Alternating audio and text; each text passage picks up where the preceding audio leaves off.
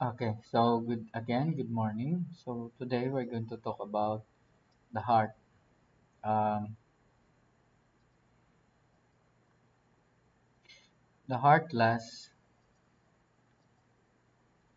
is about the size as your closed fist. It's about 350 milligrams. So if you have a bigger fist, which means to say you have a bigger heart, okay? Is it a good thing or a bad thing? No, it doesn't have the problem at all. Whether you have a big heart or a small heart, it has the same functions. It has the same parts. Oh, pareha tanan ng ilang parts well, unless you have problems in the heart. So, primary function sa imong heart is to what? To transport important nutrients needed with the body by means of pumping the blood. Oh, so, your blood serves as the carrier. Ang nagapump ana niya paingon sa iyang different parts of your body is your circulatory system, wherein your heart is part of it. So, ang circulatory system or ginatawag nato na cardiovascular system. So, your cardiac or your heart and your blood vessel no vascular. Ano iyang kwan. No? So, when you say circulatory, refers ra gina siya sa that is more in a broad manner pero ang iyang gina-referan ginana niya is your blood vessel. No? So, ang cardiovascular system mo ay more specific, no? Kaya discuss niya ang duha ka organs nga naga-compose sa imong circulatory, which is the heart and the blood vessel. Actually, napay isa di ay the lungs, no? Related ang function sa heart sa lungs. Okay. Later on nato nang discovery ko. So, asa man makita ng heart? So, makita na tong heart diri gyud sa central o sa mediastinum. It so happen nga ang iyahang base gana lang na siya. Ang iyang apex nagapoint sa left ni mga hip, ang base nagapoint sa right shoulder. So mao na siya, no? So, pero ang iyahang pan agin sa diri sa mediastinum, nasto nga. Okay? So mao na siya, no? So mao na iyang base nagapoint sa right shoulder, ang apex sa left ni mga hip. So, 2/3 of the heart mass is just barely to the left of the midline.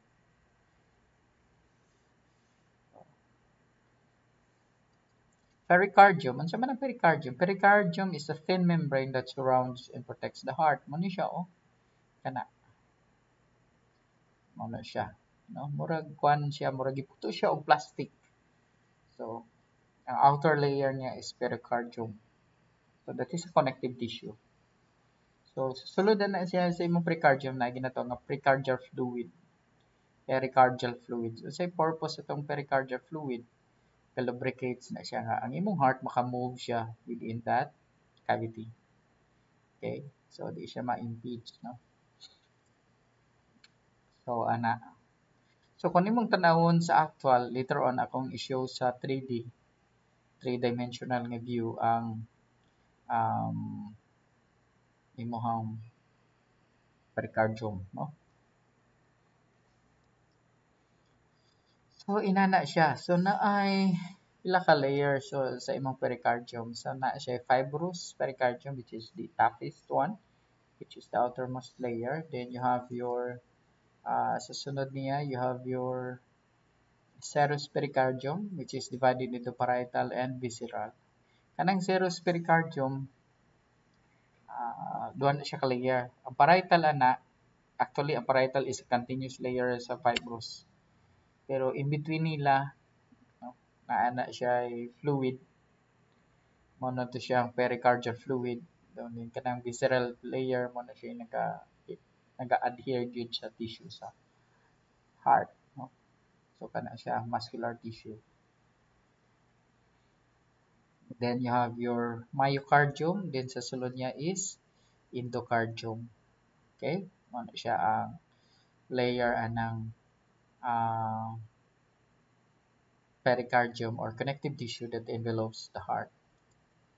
So layers of the wall, no? So you have there, no? Kanang Epicardium class, continuous layer lang na siya sa visceral pericardium. No? Continuous layer na siya sa visceral. Then you have your myo, muna siyang myocardium. Then this is your kaning sa sulod, muna siya endocardium. So kanang epicardium 10 transparent. So na gito called visceral layer. So pareha na sila sa visceral one. So continuous layer lang na siya ato. Then you have your myo, which is myo means muscle. So that is the muscle of the heart. Endocardium, that is the simple squamous epithelium na naglining sa cavity sa imong heart. So inani siya. So this is now your kani mo ni siya imong epicardium. Then the myo, then mo ni siya endocardium na part. So chambers sa heart. So ang heart na to may upat ka chambers, which is divided into two groups, the upper and the lower chamber. So ang upper chamber, you have your atrium. Ang lower mo na siya ang ventricles. So ang atrium mo na siya nag-receive sa blood. Ang ventricles mo na siya nag-pump sa blood. Ang pangutana, sir, pareho naman na sila ga-receive sa dugo. Unsa may kalahian nila? Ang right atrium ang nakalahian lang kay ga-receive siya sa unoxygenated blood. Manang blue iyang color, maning right atrium. Kay mano na designated color nila sa appearance sa blood kuno nga walay oxygen, may pagka-bluish siya, no? Or dull red. So kana siya right atrium, ga-receive na siya sa unoxygenated blood coming from the systemic circulation. So gikan sa systemic, so gikan dito siya sa superior vena cava o sa inferior vena cava, no? Kani superior vena cava na siya, inferior vena cava. Then you have your right ventricles. Okay? So ang right ventricles nag-receive na siya sa blood gikan sa right atrium, maagi na siya sa tricuspid valve. Then ang ventricles mo contract, no? Ang right ventricles mo contract, mo pump na siya sa blood paingon sa imong pulmonary artery. Asa man ni paingon ang pulmonary artery? Dito sa lungs. Okay? So, gikan diri sa pulmonary artery towards the lungs, ngano man mo adto siya sa lungs ang dugo for oxygenation. So, ginatawag na siya nga pulmonary circuit or pulmonary circulation. So, pagsulod sa lungs, inana, mogawas ang dugo gikan sa lungs, mo sulod na siya, i-receive na siya dayon sa left atrium again. Left atrium receives blood, pero oxygenated kay gikan naman siya sa lungs. Okay? I hope I'm making myself clear to everybody. Then, moagi na dayon siya sa mitral valve. Kanang mitral valve, mo na siya valve between the left atrium and left ventricle. Pag abot niya sa left ventricle, i-pump na siya ang blood.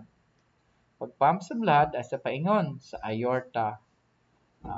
Pag abot sa aorta, asa naman na dayon paingon? Paingon na siya dayon sa systemic circulation. Okay? So, ang pulmonary circulation nimo, start siya diri sa ventricles, right ventricles, pulmonary artery, then lungs, then sulod siya sa pulmonary veins, then left atrium. Dira na siya taman. So, ang imuhang sunod anak dayon niya is systemic naman siya for distribution. So, anak siya, no? Ano siya chambers sa imong heart, left and right, no? Chambers. So, ang right chambers kompleto na ay atrium and ventricles. Ang left chambers kompleto po na siya ay atrium and ventricles. Ang kalahian lang nila is the type of blood na naga-circulate dira. Ang right is unoxygenated, ang left is oxygenated. Ana ra, no? Then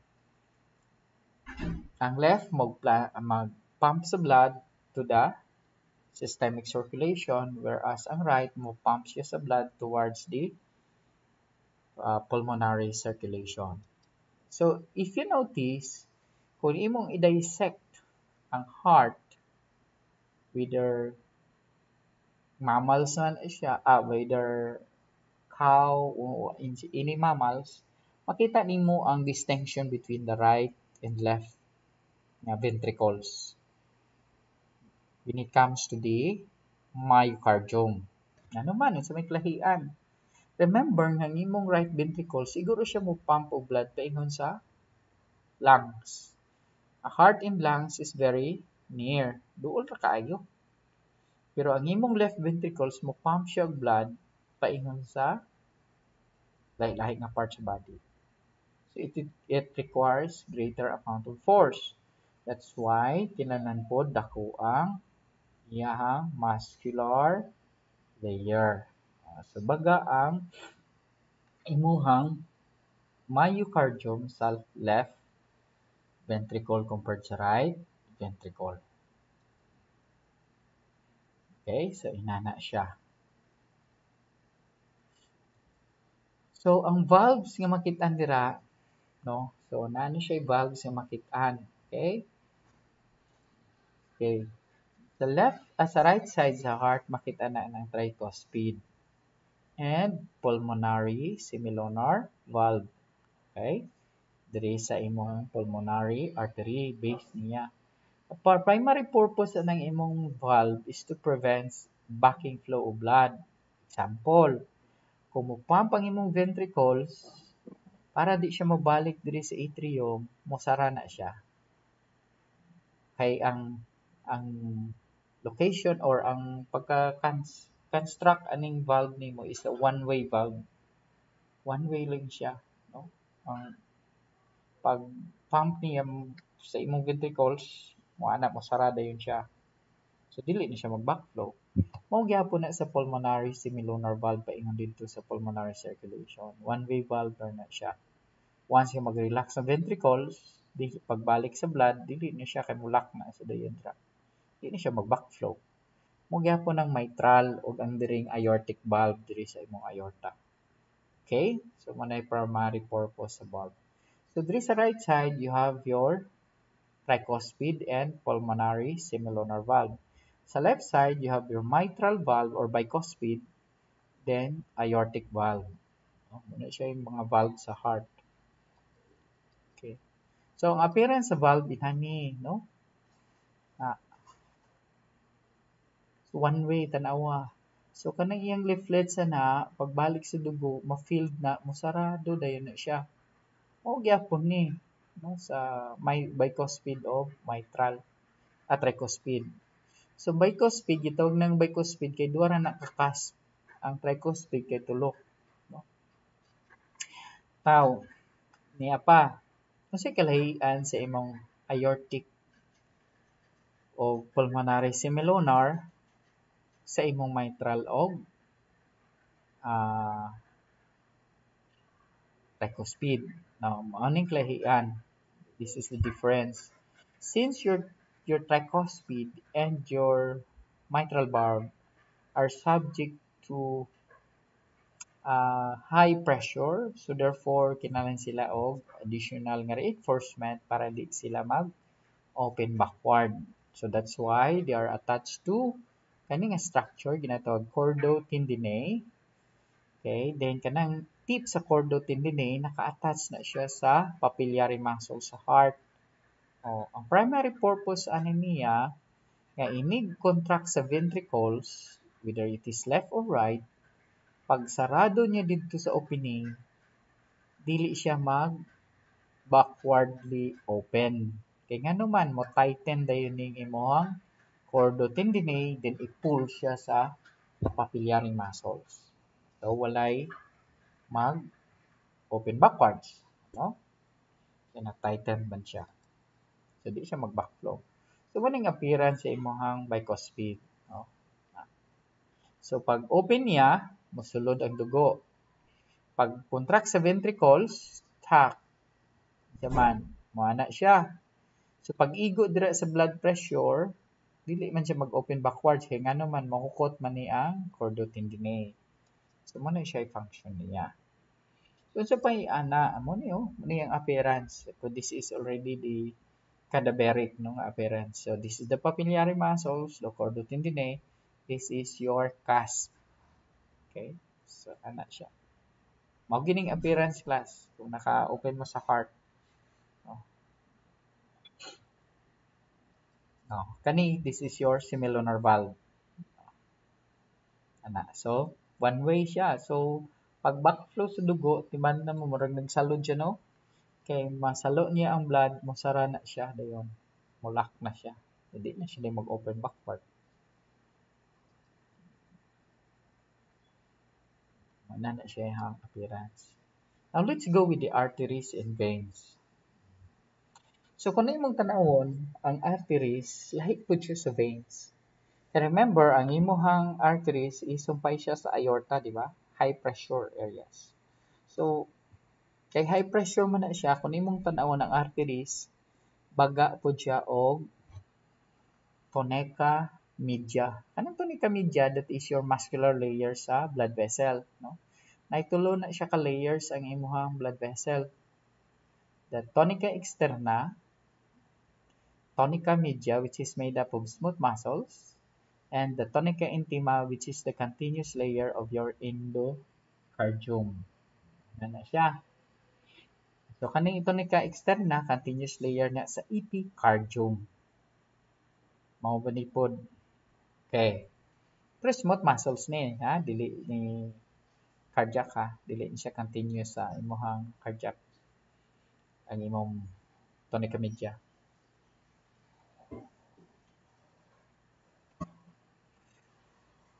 So, ang imong veins, lahi, may piece. Okay, di ba? Di naman siya ubos. Kay gano'n pa, ingon naman siya dito sa ginakaba. So, di, dra nga iri, after na nga dito sa at arterioles, capillary, then venules, pagpaingon na niya dito sa balik sa heart, dili na siya subjected sa high pressure. Kaya nga, no, nakuha naman siya dito sa imuhang peripheral circulations, no? Mayus na dito. So, ubos na ang pressure dira. So, dili na siya kinalan og baga nga muscular layer. Although na gyapoy muscular layer. Pero nipis na ang veins, no? Ang iyang muscular layer. Pero ang nakanindot lang sa veins kanaa gyapon siya na siya valve. No? Ang artery wala man to siya valve. No? So mag-rely lang siya ang arteries para maka-circulate ang blood pinaagi sa contraction sa heart. So mag-create na siya wave sa blood yung pag-contract sa heart mo na siya imong pulse. That is the wave of blood produced by contraction of the ventricles, no? The left ventricles. And then sa dito sa mong valve kay going up man siya against gravity. So na-tendency gid siya nga kung wala naga-contract ang muscle, labi na sa atong skeletal muscles, ay tendency nga mo back down ang dugo due to gravitational force. So para di siya mobalik, ang imong valve na ay one-way po siya nga. Ang imong veins na siya one-way valve pod. Nga inigbalik sa dugo, masalo siya. So, mulak. Now, mao na siya class. There are times nga ma-feel weakened ta kay kulangan ang naga-return nga blood sa ato ang brain. So, gamay ra ang ma-oxygenate nga blood, gika. Sabi, sa atong heart. Gamay ra ang ga-return nga blood dito sa atong heart. So, gamay ra ma-oxygenate nga blood. So, mo nang katulgon ta. Kay ngano dili man ina pang oxygen nga awake ta. So, mahimuon sa body to compensate for the decreasing oxygen supply nga normal man unta ka, patulogon kaniya para gamay ra activity o enough ra ang kuan. So, mo nang drowsy ka. So, para malikayan na kung nagalingkod ka, kinahanglan lihok-lihok nimo imong tiil, ang pumping activity. Ano man, it helps returning the blood to your heart para ma-oxygenate siya. Or sometimes you have to stand and walk for at least 3 to 5 minutes, then go back again to your work. No? So, inana siya. Muna imuhang arteries and veins, kalayan nila. Okay, so sa heart, uh, napo na siya, no? Ang heart na to class, ginasupplyan na siya sa blood. Dili na siya pwede nga ang atong heart na may dugo dira, ma-absorb lang siya blood mismo through the endothelium niya or sa endocardium para kung dili. No? Kinahanglan na siya ipampa ang blood pagawa sa heart para masupplyan siya o blood supply, no? Oxygen supply and tissues. So asa man siya moagi? Dira sa aorta, sa base sa aorta na dira nagikan ang imuhang tinatawag nga coronary artery, no? Kana siya nga blood vessel gi-supply sa heart. So nani siya mga branches, no? Ana gikan sa aorta. So you have here the first branches. You have your brachiocephalic. Kaya nga siya sa right side. So kung mo ni siya gatubang ko sa inyo, mo ni akong right, mo ni left. So paggawas ani sa aorta, the first branch is your right brachiocephalic paing diri. Then kanang brachiocephalic pag abot diri sa ilalom sa clavicle gitawag na siya subclavian, right subclavian. Then paggawas niya diri, abot niya diri sa ilok, ginatawag na siya nga axillary. Paggawas niya sa ilok, ano na diri?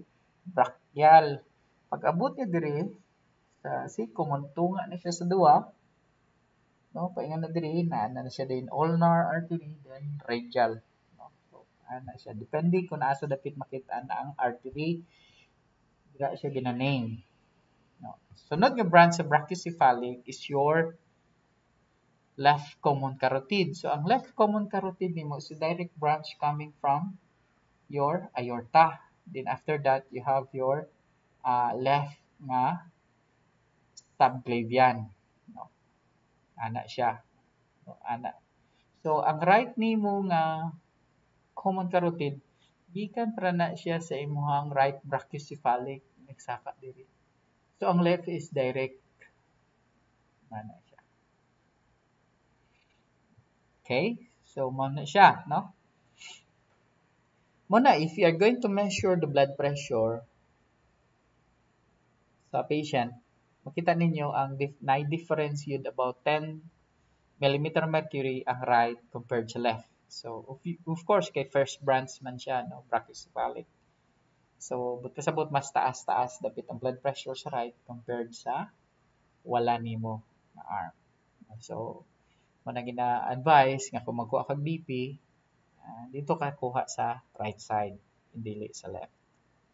Okay, that is ang imuhang camp dira or ang imong sa ganun siya, arterial pressure is almost similar with your blood pressure dito sa aortic pressure dito sa aorta, no? So ana siya class.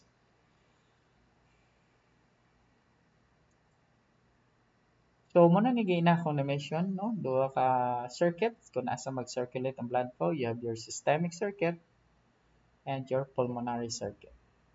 So paggawa sa kani gikan ni siya sa right ventricles sulod sa pulmonary artery, then sulod sa lungs, then going to pulmonary veins, then back to the right atrium, left atrium.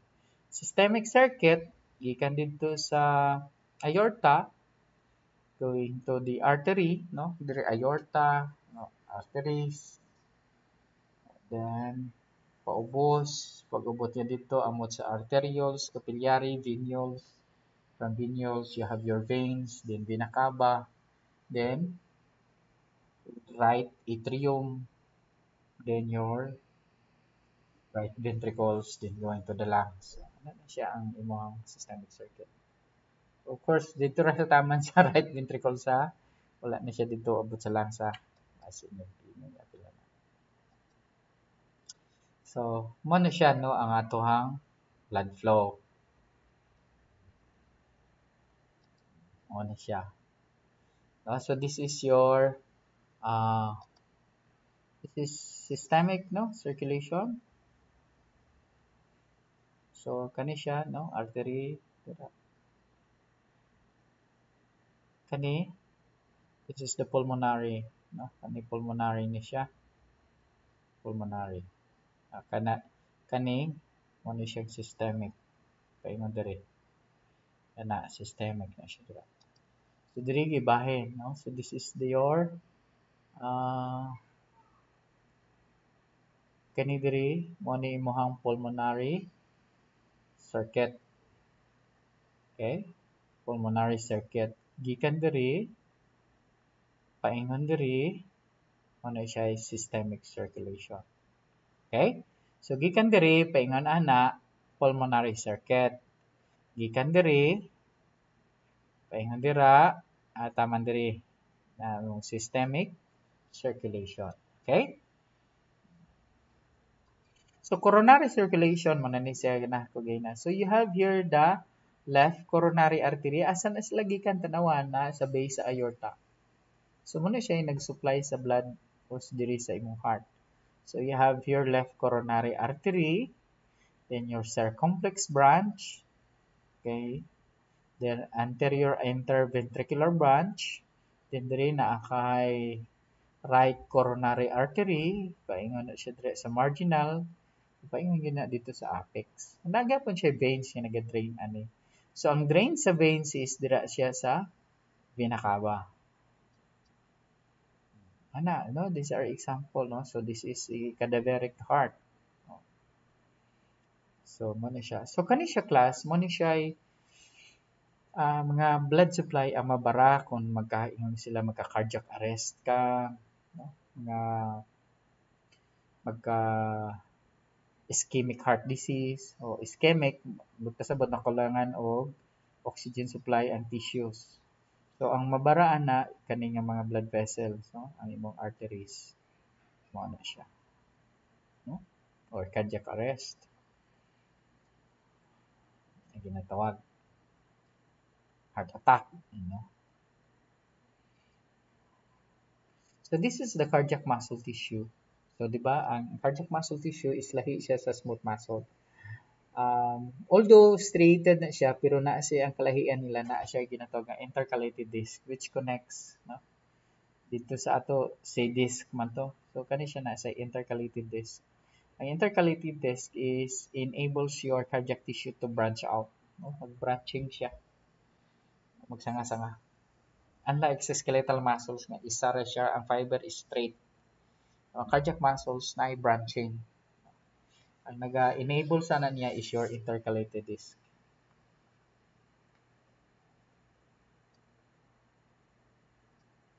So it serves also the communications pathway.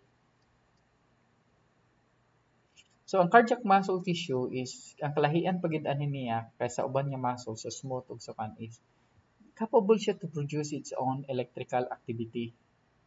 Mo nang naa siya ginatawag nga autorhythmicity. So asa man na siya gine-generate ang iyang electrical signal siya diri sa sinoatrial node nga makita sa right atrium sa wall, no? So kanang electrical signal niya pag once mo fire na siya dira gina-distribute na niya dito sa left atrium, then paingon ani sa AV node or atrioventricular node. Paingon na siya diri sa bundle of His, no? Then from the bundle of His paingon sa Purkinje fibers. So inana siya. So na siya kagalingon, no? So that's why ang heart nato pwede siya tanggalon sa ato ang body nga mabuhi siya kay naman siya kagalingon nga electrical conductivity. To fire siya sa kauligan niya electrical signals. So manang pwede pa siya ibiyahig lagyo basta kay nakabutang lang siya sa sakto nga temperature, no? So dira na siya, no, sa is a node. Muna siya yung nagadetermine sa rhythm sa heartbeat nato or ginatawag ni siya nga ang is a node is natural cardiac pacemaker sa heart. Mag-produce dayon siya og wave mo na siya ang electrical conductivity niya mag-produce siya wave na ma-record na siya through electrocardiograph. Ang electrocardiograph is the recording of electrical activity of the cardiac muscles. Ang ginagamit niya machine to monitor this electrical activity is your electrocardiogram. So mo ni siya klase kan sa is a node atrioventricular node or EV node. Then you have your bundle of His, which is mano siya itong left and right Purkinje nga bundle. And then you have your Purkinje fibers. So pag fire ana niya class mo initiate ang imong atrium to contract. Pag contract niya, ang dugo mo pour diri sa ventricles. Pag abot niya diri sa ventricles, ang imong electrical signals naa po diri dapit sa tumoy sa imong bundle branch. Pag abot niya diri, mo contract na pod ang ventricles. Pag contract sa ventricles dungan, mo lock din ni ang imong valve, no? Imong mitral o tricuspid para di mag-backflow. Then, diri na siya madiyon mosulod sa ang left side nga dugo, ang right side nga dugo mosulod sa imong pulmonary circulation. Ang sa left side moadto sa aorta. So dungan na siya class ang contract sa atrium, dungan po dang sa ventricles. Pero puli-puli silang duha. So left and right atrium will contract, kana left and right atrium will contract, the ventricles here, left and right ventricles relaxes. So pag abot diri sa signal sa tip, sa apex, magsugod ni siya contract, mo relax ni ang atrium. Mo contract ning duha ka ventricles, then pumping sa right mo pump siya blood paingon sa pulmonary, ang sa left mo pump siya blood paingon sa imong systemic circulation. So ina na siya class, no? Ang simple nga explanations. Okay? So mana siya.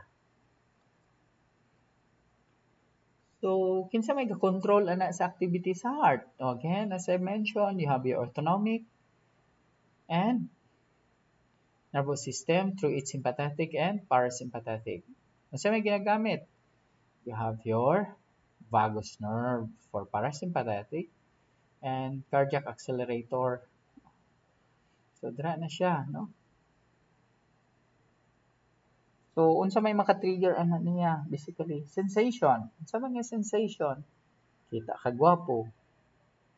Mo analyze sa imong brain, crush ni mo, boss, dili mo ingon siya I love you ron, no? Iwan na. Pag anak pa lang nimo maingon siya I love you, unsa man mo react dira sa imong upper centers, maagi dira sa emotions, mupadadagayon ti siya dito sa imong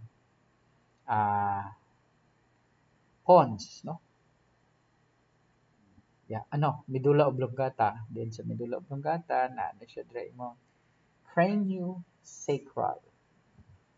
Ana dayon, increase ang heart rate, na. Pag wala na siya, ma-diminish na rin siya through your vagus nerve parasympathetic. Stimulus, decrease na siya. So, inana siya class. So, I think dira siya, no? Okay, anyway, kaning cardiac muscle action potential, which will be the ECG, dito na siya i-discuss nato sa cardiopulmonary conditions, no? Mas dito nato na siya i-emphasize. Pero ang basic lang yun class sa imuhang electrocardiogram inani. Una na siya wave class, no? Okay, so you have your P wave, then you have your Q wave. So ang ilang gap from P to Q, ginatawag na siya nga PQ interval, na siya equivalent ka number of boxes. Then you have your QRS complex, isa ra na siya ka box, gikan sa Q, then R, S, isa ra na ka box. Okay? Then gikan sa S, sa kagamay, paingon na siya sa T. T wave. So ang distance gikan diri sa kuan sa S, paingon sa neutral line, then paingon ani before sa peak sa T wave, ginatawag na siya nga ST segment. Pero gikan sa Q and paingon sa T, itawag siya QT interval. Naani siya class number of boxes. So sa reading sa ECG ginatan-aw na siya kung mo ni siya ginatan-aw ang number of boxes if it falls on the normal, no? Ang interval nila. Then height sa P wave ang iyang amplitude ug sa T, and also the characteristic of this wave, including also the ST segment. So the specific parts of here sa imong electrocardiograph rather, correspond to specific activity sa heart kung nasa napit ang imuhang electrical potential. So if you have problems with PQ, now probably dito sa imong is node or is in node na ang problema. Kung kani siya mo ay problema. So kana siya ka-respond na siya. So anyway, ato na siyang i-discuss dito sa cardiopulmonary conditions, no. Kung kani ang nay problema or kani ang height aning problema sa T-wave unsa man ang part sa heart ang affected. So dito na siya makita sa ECG. Okay, so mo to siya di ay map, no, ginanamin na ko gina. Ang map is mean arterial pressure. So ang right nga BP reading nimo sa right side is almost the same ang ilang mean arterial pressure sa imuhang aorta. Muna nga usually diri siya ginakuha siya sa right side. Okay. Cardiac cycle produces sa pagtingog sa heart. Dito na siya i-discuss issue ninyo. Okay. That's all. No? So, I'll be recording another discussion with regards to di na ako mag-discuss sa blood vessel. Mag-discuss ko sa blood vessel pero dito na sa capillary level. No? Kay mo to siya pinaka-importante kay dito man ang gas exchange kahitabo. So din na ako i-touch pa ang atong anatomy sa layer sa blood vessel wall, no. Dito na ako diretso sa capillary. Okay? So nagkakitabo. So again, I will be recording the discussion together with the lymphatic system para ang atong pagsunod na itong virtual meeting which will be next week, Wednesday, kaya basi Monday wala pa ako kaya ako sa Davao. Ang atong i-discuss is respiratory. Okay, thank you and see you next meeting.